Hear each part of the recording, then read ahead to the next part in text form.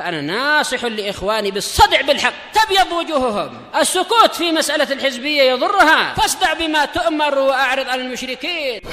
سلامي على دماج ورجالها والشيخ يحيى ودار العلم يا سعد بانيها.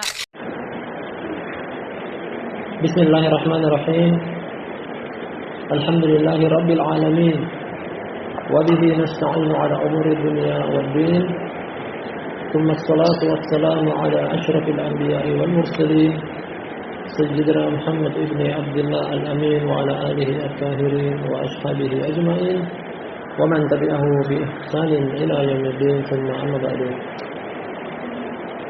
Ikhwan al-kiram, akramani akramakumullah ta'ala jami'an. Kembali kita lanjutkan kajian dari kitab Al-Jami' As-Sahih fi Tauhid Rabbil Alamin.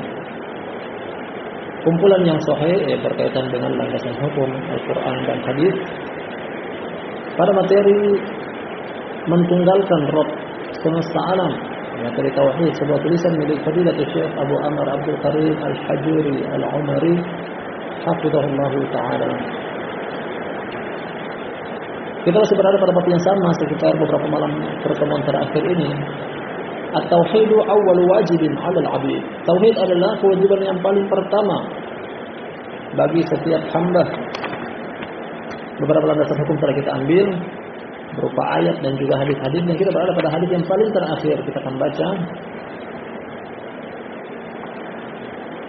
Kata Syekh Abu Amr Abdul Karim Al-Hajuri hafizahullah ta'ala, At-Tasi wa Sittun, hadis yang ke-69. Qala Imam Ibnu Khuzaimah fi Sahih. Imam Ibnu Khuzaimah namanya Muhammad bin Ishaq bin Khuzaimah bin Mughirah, imam. Beliau punya judul buku namanya Sahih bin Khuzaimah.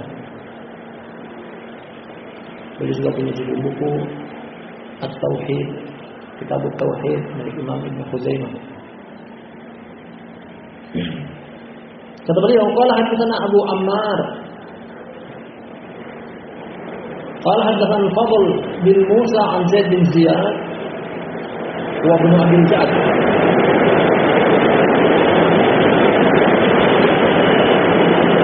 الجامع بن شداد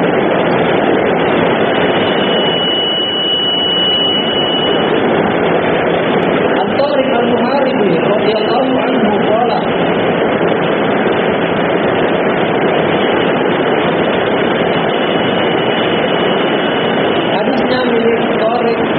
Al-Muharibi oleh Imam Ibnu Khuzaimah dalam Sahihnya.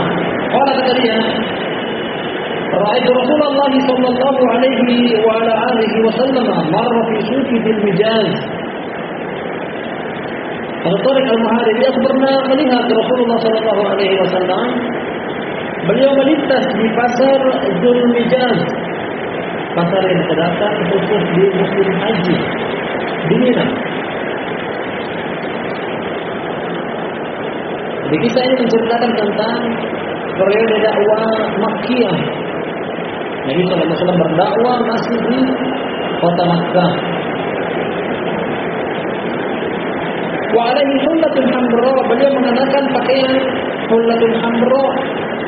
Hullatul hamra adalah satu pakaian yang terdiri dari dua potong, atasan dan bawahan. Biasanya atasan selendang dan di bawahnya sarungan.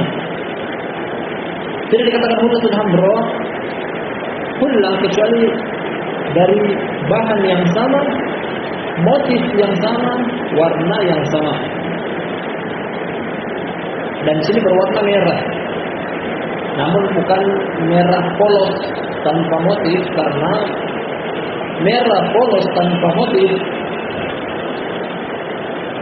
makruh dikenakan oleh laki-laki. Nah, pakaian berwarna merah polos makruh. Adapun merah yang dikenakan oleh Nabi Sallallahu Alaihi Wasallam di sini adalah merah bermotif. Disebutkan dalam sebagian riwayat bahwa bergaris merah, bahan dasarnya, warna dasarnya memiliki garis-garis. Dan itu boleh. Beliau melintas di pasar Dzul Mijaz, sedang mengenakan pakaian namanya Hullatul Hamra, wa huwa yaqul, dan beliau berkata, ya ayyuhan nas, qulu la ilaha illallah tuflihu. Wahai segenap umat manusia, ucapkanlah la ilaha illallah, niscaya kalian akan beruntung.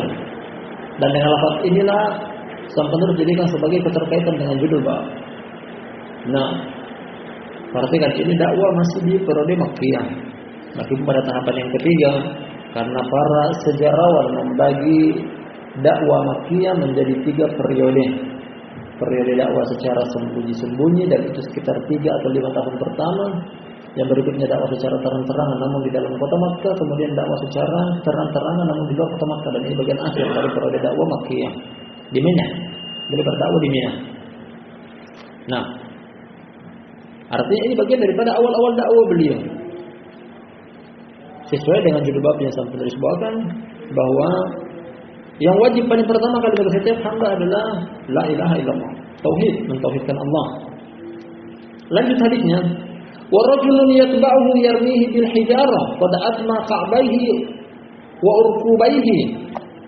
Dan ada seseorang yang mengikuti beliau dari arah belakang sambil melempari dengan batu sampai menyebabkan tumit dan tungkai beliau berdarah.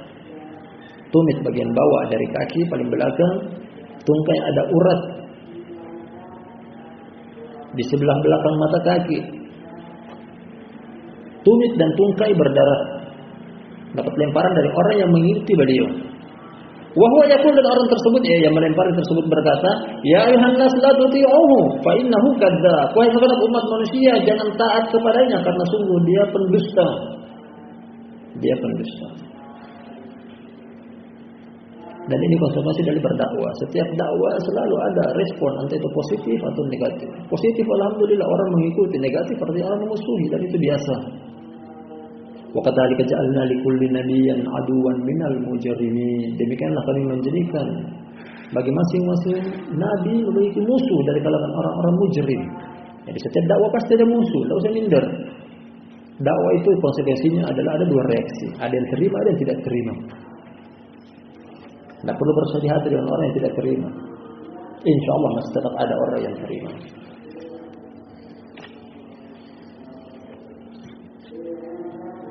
Fakultu, aku katakan kepada Tariq al-Muharibi, man hada, siapa ini? Qalu gulamu Bani Abdul Muttalib. Siapa ini? Orang-orang bertanya, orang yang tidak kenal, karena ini musim haji, banyak orang bertanya dari luar yang tidak kenal siapa beliau. Mereka memberikan jawaban, dia adalah seorang pemuda dari Bani Abdul Muttalib. Dijuluki demikian. Wa illa umur beliau sudah 50-an. Karena di awal beliau berdakwah 13 tahun yang lalu atau 12 tahun yang lalu atau sekitar 10 tahun yang lalu kurang lebih, ketika kisah ini keluar. Beliau diangkat menjadi nabi umur 40-an. Ini bagian akhir dari periode dakwah Makkiyah. Berarti kurang lebih 50-an umur beliau ketika ini. Namun dikatakan apa? Pemuda Bani Abdul Muttalib. Disepelekan, dikatakan masih muda, belum berpengalaman. Sama dengan Nabiullah Ibrahim ketika memusuhi dakwah kesyirikan di zaman tersebut. Qalu man fa'ala hadza bi alihatina innahu laminadh dhalimin. Orang-orang kerajaan bertanya, siapa yang melakukan hal ini? Yang mengobrak-abrik berhala kami, syukur dia adalah orang yang zalim. Qalu sami'na fatan yadhkuruhum yuqalu lahu Ibrahim. Kami dengar bahwasanya ada seorang pemuda yang mereka sebutkan namanya. Dia adalah Ibrahim. Ibrahim Nabi Muhammad SAW karena disepelekan dikatakan seorang pemuda, padahal di usianya yang sudah tua. Artinya ini semuanya bentuk-bentuk celaan dan ejekan, peremehan. Fakultu, kemudian aku katakan lagi, Tariq al-Muharibi bertanya lagi, man hadzal ladzi yatba'uhu? Kalau itu siapa? Siapa yang mengikuti dia ini? Yarmihi bil hijarah, yang melempari dia dengan bebatuan. Qalu hadza Abdul Uzza Abu Lahab. Mereka mengatakan dia adalah Abdul Uzza. Abdul Uzza. Ini ternyata paman beliau sendiri. Paman Nabi SAW tidak menerima dengan dakwah beliau, justru memusuhi. Makanya para ulama mengatakan, para ulama salaf, azhadun nasi fi alimin ahlu. Orang yang paling tidak merasa butuh dengan seorang alim adalah justru keluarganya sendiri. Jadi sampai di sini hadisnya kita baca setelahnya karena beliau jadikan satu nomor dua hadis yang berbeda sebenarnya, namun datang dari sahabat yang sama. Yang satu jawab Imam Ibnu Khuzaimah, kali ini datang dari Imam Ad-Darqutni. Berkata sang penulis, qala Imam Ad-Darqutni, berkata Imam Ad-Darqutni dalam sunannya, Sunan Ad-Darqutni, qala haddatsana Abu Ubaid Al-Qasim bin Ismail, qala haddatsana Ahmad bin Muhammad bin Yahya bin Sa'id Al-Qattan. Ahmad bin Muhammad bin Yahya, cucu dari Imam Yahya Al-Qattan. قال حدثنا ابن نمير عن يزيد بن زياد بن ابي الجعد قال حدثنا ابو صخر جابر بن شداد عن طارق بن عبد الله المحاربي.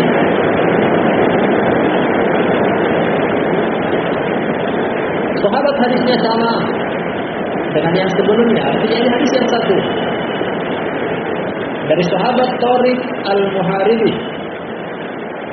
Qala Tariq al-Muharibi, ra'aitu Rasulullah sallallahu alaihi wasallam marratan bisuki dzil majaz. Aku sebanyak dua kali pernah melihat Rasulullah sallallahu alaihi wasallam, waktu itu dia belum muslim. Jadi hadis ini lebih lengkap dari yang sebelumnya karena dia hanya bertanya siapa ini, dia adalah pemuda Bani Abdul Muthalib. Siapa yang itu adalah pamannya Abdul Uzza, Abu Lahab.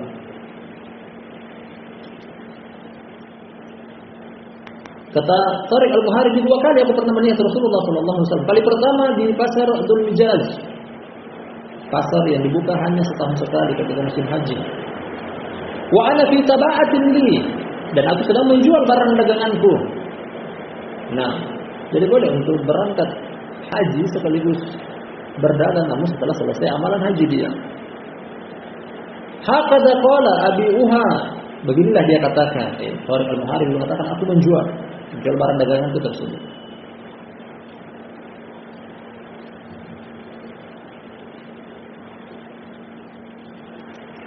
Famarra wa alaihi hullatun hamra wa huwa yunadi bi'ala sautihi. Beliau pun melintas. Sedang beliau mengatakan, mengenakan hullatul hamra, pakaian yang tadi kita katakan bagian daripada dua potong, atasan dan bawahan. Satunya digunakan untuk selendangan, yang satunya sarungan bagian bawah. Dari bahan yang sama, motif yang sama, warna yang sama. Dan beliau berteriak dengan suara yang lantang, ya ayuhan nas qulu la ilaha illallah tuflihu, wahai segenap umat manusia, ucapkanlah la ilaha illallah, niscaya kalian akan beruntung.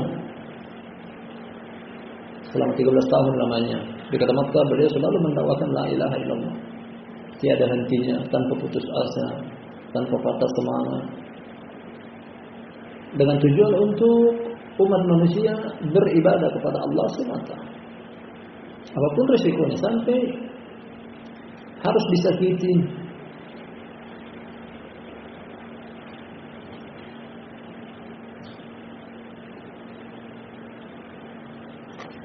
Jadi resiko dakwah yang beliau lewati barakallahu fikum jami'an keras, berat. Kita belum sampai di tingkatan itu. Dengan begitu mudahnya kita berdakwah. Jadi kalau cuma disakiti oleh orang dengan tidak disenyumi, bahkan bermuka masam, tidak disalami, bahkan tidak dijawab salam, masih ringan, masih lebih ringan.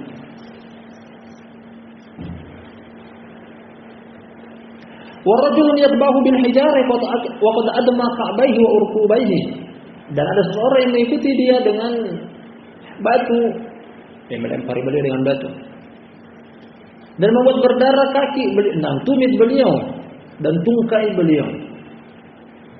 Ada urat keras dari atas ke bawah di area belakang mata kaki, di atas tumit, namanya urqubaihi, tungkai. Wa huwa yaqul, dan dia katakan orang yang melempari dengan batu tersebut, ya ayuhan nas la tuti'uhu fa innahu kadzdzab. Wahai segenap umat manusia, jangan taat kepada dia, sungguh dia adalah pendusta.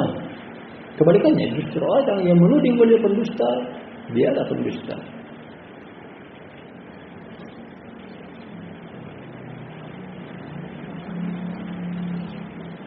Ahlul batil ketika mereka tidak punya argumen, dalil hujjah untuk bisa menjatuhkan ahlul haq, mereka gunakan senjata kedustaan, berita palsu, tuduhan miring, dan seterusnya. Cuma itu mereka punya. Mereka tidak punya hujjah, mereka tidak punya argumen.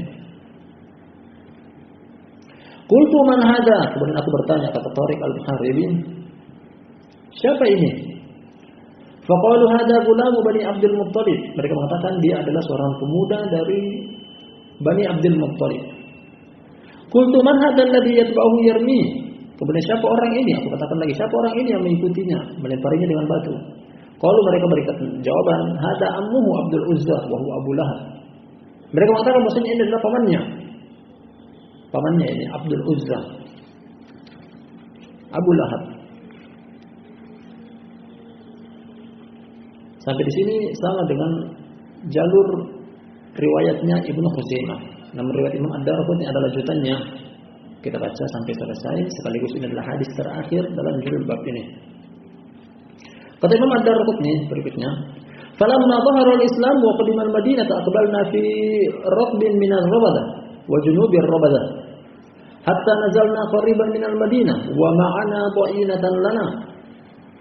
Ketika Islam sudah jaya, kami pun datang ke Madinah. Kami datang bersama rombongan dari Ar-Rabadah atau utara Ar-Rabadah, yang tempat daerah Yaman selatan atau selatan Makkah, daerah Yaman. Sampai kami turun dekat ke kota Madinah dan bersama kami rombongan wanita. Ya, ada wanita. Biasa rombongan wanita zaman tersebut di atas kendaraan, namun memiliki penutup semacam keranda, ada kelambunya. Dikatakan do'ina. Ya, artinya kami bersama rombongan yang juga terdapat rombongan wanita. Qala, lanjut kata Tariq al-Muharibi, fa bainama nahnu qu'udun id atana rajulun alaihi thawbani abyadani fa sallama faradadna alaihi. Ketika kami sedang duduk, tiba-tiba datang kepada kami seorang laki-laki yang dia sedang mengenakan 2 potong pakaian berwarna putih. Dia berikan salam kepada kami pun menjawab salamnya. Faqala, kemudian orang tersebut berkata, ya, artinya orang ini adalah Rasulullah, namun mereka belum kenal ketika itu. Min aina aqbalal qaum? Sekelompok kaum ini datang dari arah mana? Qulna, kami memberikan jawaban, min ar-Rabadah wa junubil ar-Rabadah.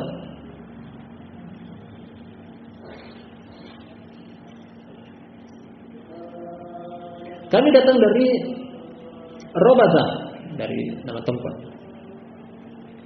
Qala wa ma'ana jamalun ahmar, dan kami memiliki, kata Tariq al-Muharibi, kami ketika itu bersama atau kami memiliki onta berwarna merah. Onta yang istimewa. Artinya ini kendaraan yang luar biasa, kebanggaan bangsa Arab. Kalau orang tersebut mengatakan kepada kami, tabi'uni jamalaku, apakah kalian mau menjual onta kalian tersebut? Qulna na'am, kami mengatakan iya, kalau engkau mau beli. Qala bikam, berapa? Berapa harganya kalian mau jual? Qulna, kami katakan bikada wa kada so'an min tamrin. Harganya sekitar segini atau segitu so', takaran dari buah kurma. So' adalah satu ukuran timbangan isi setara dengan 4 kali 2 genggaman tangan orang dewasa. Jadi 2 telapak tangan. Ini namanya 1 mud. Untuk mencapai 1 sok butuh 4 mud. Nah, takaran zaman dulu begitu. Belum ada kilo, belum ada liter. Qala, kata Nabi sallallahu alaihi wasallam, famastawda'na syai'an. Wa qala qad akhadtuhu. Nah, kemudian beliau mengatakan bahwa saya namun aku tidak memiliki sesuatu di sini yang aku bisa gunakan untuk bayar, namun aku telah membelinya. Telah saya jual beli, aku mau membeli. Namun kalau engkau mau, aku akan ambil sebagai bayarannya di dalam kota Madinah. Ini di luar kota Madinah, tadi katanya di dekat kota Madinah. Namun untuk membayar dengan bayaran yang kalian sebutkan tadi artinya adalah barter, pertukaran barang dengan barang di zaman tersebut. Namun sah, aku jadi beli. Thumma akhadha bi ra'sil jamali hatta dakhala Madinah fatawarra anna fatalawamna bainana wa qulna ataitum jamalakum man la ta'rifuna. Kemudian Nabi SAW mengambil tali kekang onta tersebut, kemudian beliau pergi membawa onta dan meninggalkan kami sampai masuk ke dalam kota Madinah. Akhirnya menjauh dari kami dan kami tidak melihat lagi beliau, karena mereka di luar kota Madinah, beliau masuk ke dalam kota Madinah. Akhirnya sebagian kami mencela dengan mengatakan bahwasanya kalian menjual onta yang belum dibayar kepada seorang yang belum kalian kenal, belum kalian tahu. Sekarang orang itu pergi dan kalian belum mendapatkan harga jualnya. Faqalatid dha'ina, akhirnya sekelompok wanita yang tadi katanya ada rombongan wanita itu di atas kendaraan. Nah, yang menggunakan kendaraan yang ditutupi dengan keranda. Akhirnya kaum wanita mengatakan la tulawimu. Faqad ra'aitu wajha rajulin ma kana liyahkirakum, ma ra'aitu wajha rajulin ashbaha bil qamari lailatal badri min wajhihi. Jangan kalian mencela dia, sungguh aku telah melihat wajah dari seseorang yang kalian tidak boleh untuk mencelanya. Sungguh aku melihat wajah seseorang yang sama persis mirip dengan bulan ketika purnama.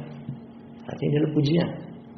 Jadi kaum wanita di zaman tersebut ketika memandang kepada wajah Nabi SAW, mereka punya firasat bahwasanya orang ini tidak mungkin akan menipu kalian. Ini wajah-wajah yang jujur, amanah, terpercaya.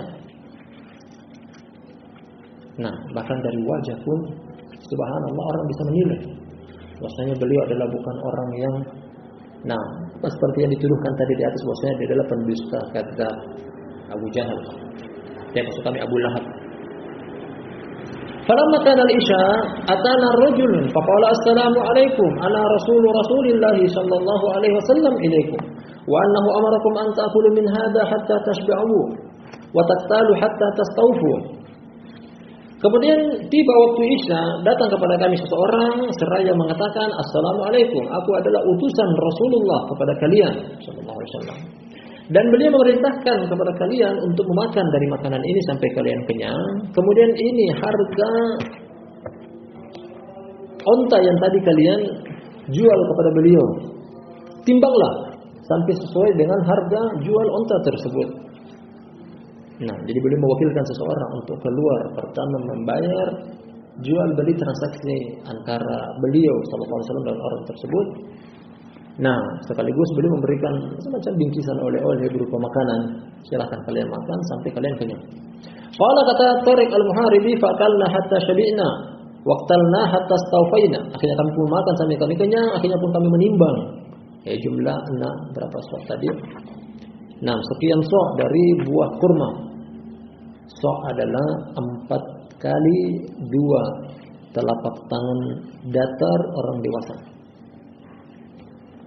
Falamma kana min al-ghad dakhalna al-Madinah fa idza Rasulullah sallallahu alaihi wasallam qa'imun 'ala al-minbar yakhthubu an-nas wa huwa yaqul yadul mu'til 'ulya wabda biman ta'ul ummaka wa abaka wa ukhta wa akhaka wa adnaka adnak. Ketika esok hari kami pun masuk ke kota Madinah. Dan ternyata kami mendapati Rasulullah sallallahu alaihi wasallam tegak berdiri di atas mimbar. Jadi beliau sedang berpidato kepada umat manusia. Beliau mengatakan bahwasanya tangan pemberi adalah tangan yang di atas. Yani tangan yang memberikan lebih mulia daripada tangan yang menerima. Sama dengan hadis juga kata Nabi sallallahu alaihi wasallam, yadul ulya khairun minal yadis sufla. Tangan di atas lebih mulia daripada tangan yang di bawah. Wabda biman ta'ul. Mulailah memberikan kepada orang yang di bawah tanggungan engkau secara tertib urutan. Ibumu, bapakmu, saudarimu, saudaramu, kemudian yang setelahnya dan setelahnya. Jadi dalam memberikan infak atau nafkah, dimulai dengan orang yang paling dekat dengan kita. Faqama ar-rajulu min al-ansari faqala ya Rasulullah haula'i banu Sa'labah ibni Yarbu' alladzina qatalu fulanan fil jahiliyah faqut lana bi sa'rina. Akhirnya berdiri seseorang dari kaum Ansor Kaum Ansor berdiri melihat ada rombongan dari tadi katanya dari Rabadah. Mereka melihat ada orang-orang Rabadah datang sambil mengatakan, wahai Rasulullah, mereka adalah anak keturunan Sa'labah dari Yarbouk. Yang mana orang-orang ini pernah membunuh orang-orang kami di zaman jahiliyah. Kejadian di zaman jahiliyah sebelum datang Islam. Orang-orang ini pernah membunuh orang-orang kami di zaman jahiliyah. Sekarang kami wahai Rasulullah meminta keadilan. Ambil dari mereka kisos. Salah satu dari mereka untuk kisos. Farafa'a yadayhi hatta ra'ayna bayad ibtahi faqala la yajni walidun ala waladihi. Kemudian sambil mengangkat kedua tangan beliau, Nabi SAW mengangkat kedua tangan di atas mimbar, dan kami melihat putihnya kedua ketiak beliau. Kedua ketiak beliau terangkat dan terlihat putih. Sambil mengatakan, ketahuilah bahwasanya tidak boleh dihukum dosa si bapak kepada si anak. Artinya ini yang lakukan adalah nenek moyang kalian zaman jahiliyah. Jangan timpakan dosa mereka kepada anak-anak. Ini sekarang adalah anak keturunan mereka. Bukan mereka lakukan kesalahan, bukan mereka lakukan dosa, tapi nenek moyang mereka. Artinya adalah dosa yang dilakukan oleh bapak tidak bisa dihukumi kepada si anak. Titik sampai di sini hadisnya, kata Syekh Abu Amr Abdul Karim Al-Hajuri. Redaksi hadisnya, ada haditsun sahih wa qad sahhahahu Syekhuna Muqbil rahimahullahu taala fil Jami'us Shahih mimma laysa fi sahihain. Ini adalah hadis yang sahih dan Syekh kami, guru kami Muqbil rahimahullah telah mensahihkan hadis ini dalam kitab judul Al-Jami'us Shahih mimma laysa fi sahihain. Titik sampai di sini judul babnya. Berarti telah kita selesaikan judul bab at-tauhidu awwal wajibin 'alal 'abid. Tauhid adalah kewajiban pertama bagi seorang hamba. Kemudian sebenarnya ini satu hadis pendapat dari sahabat yang sama, Tariq bin Abdullah Al-Muhasibi. Meskipun datang dari dua riwayat jalan berbeda.